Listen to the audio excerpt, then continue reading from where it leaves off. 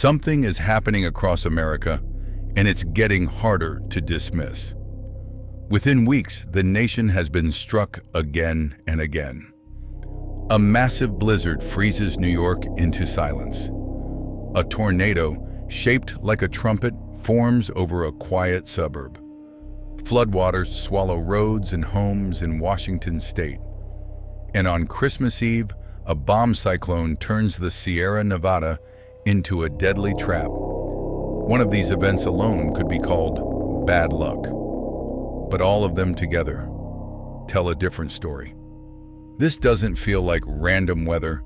It feels like a sequence.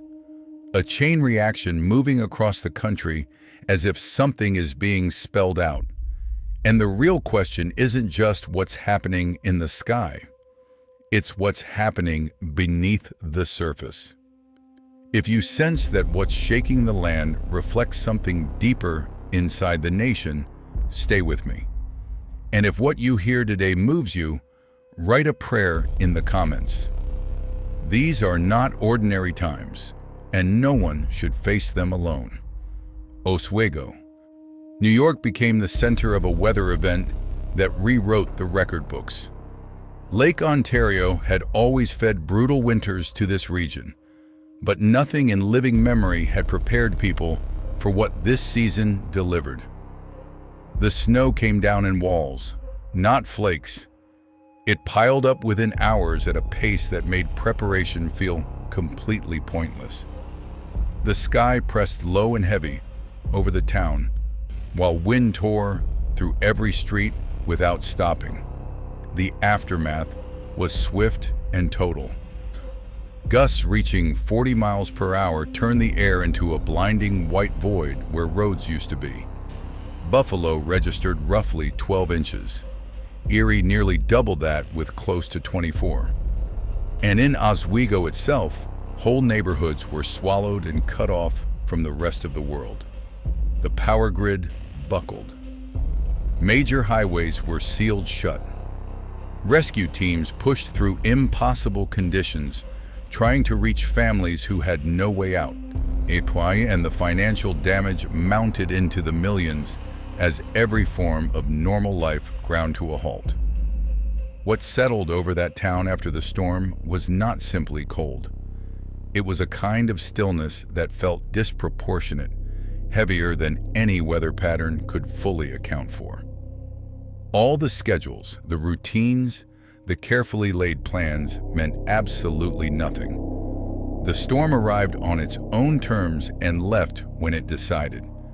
And in the quiet, it left behind. The same thought echoed through countless minds. We were never as untouchable as we assumed. Scripture has long spoken into moments like this one. Luke 21:11 tells us there will be great earthquakes, and in various places, famines and pestilences, and there will be terrors and great signs from heaven.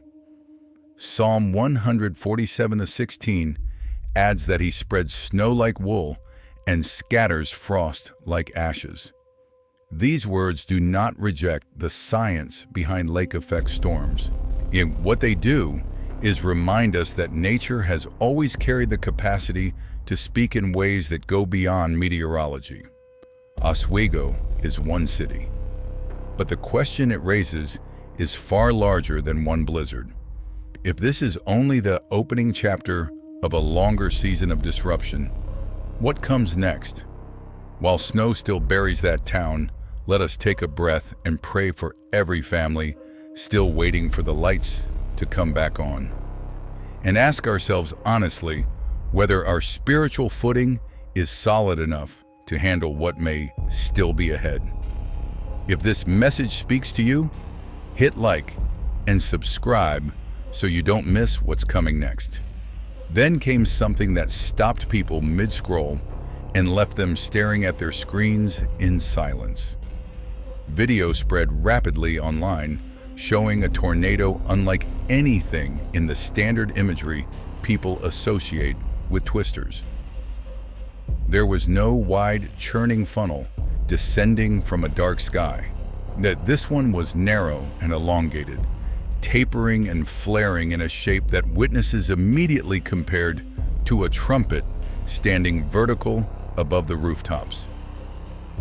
It hung there over a neighborhood of ordinary homes beneath a fractured gray sky, and it looked less like weather and more like a declaration.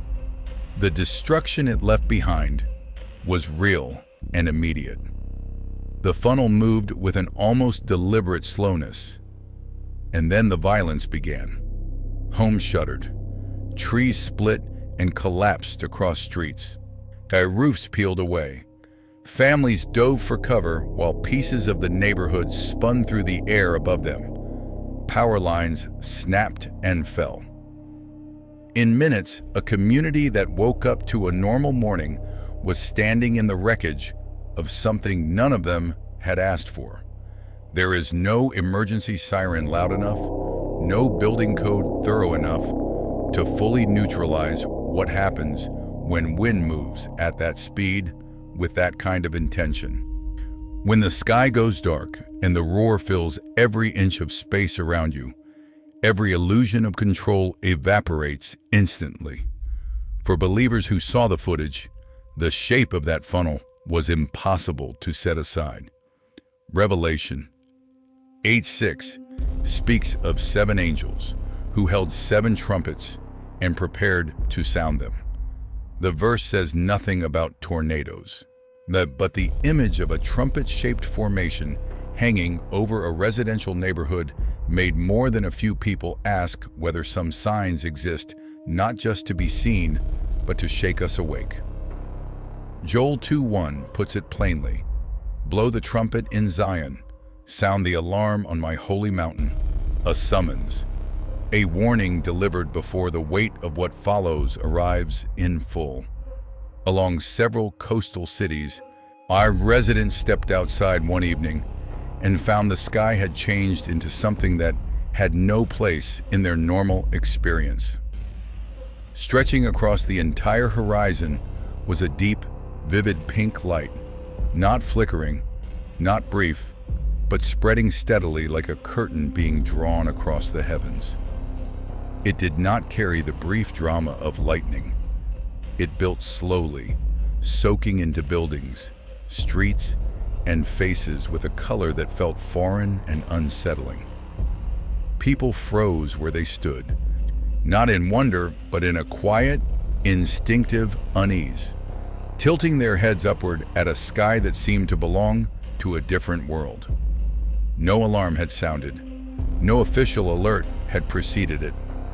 The glow simply appeared and deepened until the skyline became a wall of rose-colored light, and social media platforms lit up with the same questions, repeated in thousands of different voices. What is this? And should we be afraid? Scientists provided an explanation. Intense solar activity in the 2026 cycle sent high-energy particles colliding with the atmosphere at unusually low latitudes, producing auroras in regions that rarely, if ever, see them. Researchers also issued warnings that solar events of this strength carry the potential to disrupt power grids and satellite systems in ways reminiscent of the disturbances that affected both the US and Europe between 2024 and 2025. The mechanism was identified. The unease did not disappear, because standing beneath that glowing sky and knowing its scientific origin did not make the sight feel smaller. It made it feel more precise. The sun, 93 million miles away, sent something powerful enough to repaint the sky over populated cities, and not one person on the ground had any say in it. Joel 2:30 says, "I will show wonders in the heavens above and signs on the earth below." Luke 21:25 continues, "There will be signs in the sun, moon, and stars." Those words were not written to compete with science. They were written for moments when the sky does something extraordinary, and the human spirit recognizes that it is being addressed. Fort Myers Beach. Florida was once the kind of place that made people believe paradise was a real and reachable thing. Warm light, palm trees, ocean air, a pace of life that felt like a gift. When Hurricane Ian came ashore, it did not simply damage that place. It deleted it. What if families who had lived there for decades opened their eyes after the storm to find that the ground their homes had stood on was now empty? The houses were gone. The foundations were gone. In some cases, the streets were gone. A storm surge of 15 feet did not creep in gradually. It detonated across the island with a force that lifted entire structures off their bases and repositioned boats onto the rooftops of restaurants.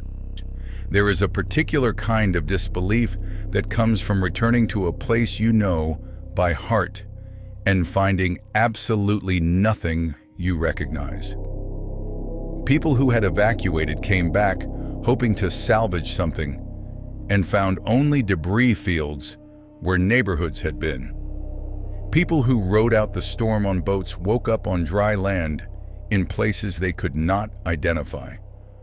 Those who had done everything right, boarded windows, followed every instruction, made every preparation, stood in the wreckage whispering that they were fortunate to be breathing, even though everything else had been taken. Preparation matters. Experience matters. But there is a threshold beyond which human readiness meets something that simply does not negotiate.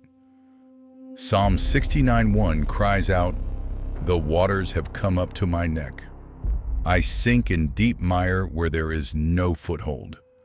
Psalm 46:3 declares, "Though its waters roar and foam and the mountains quake with their surging." These are not decorative lines. They are descriptions of a reality that Fort Myers Beach lived through in real time. The question that survives the storm is the same one survivors often ask in the silence after. What are we actually building our lives on?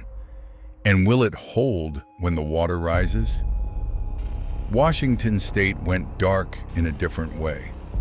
Not in an instant, but slowly, incrementally, and as floodwaters advanced through forests and fields and neighborhoods with the patience of something that had decided it was not in a hurry.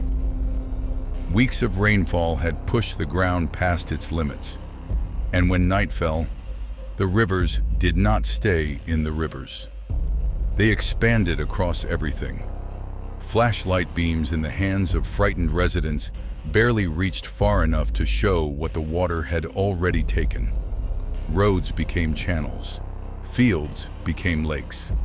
Familiar landmarks disappeared beneath a black, moving surface that reflected nothing clearly.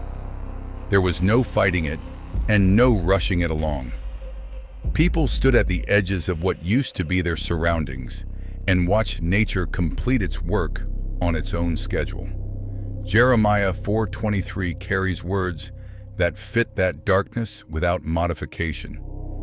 I looked at the earth and it was formless and empty, and at the heavens and their light was gone. Always something in the quality of that Washington darkness matched the texture of those ancient words. Psalm 93:3 echoes it further. The floods have lifted up, O Lord.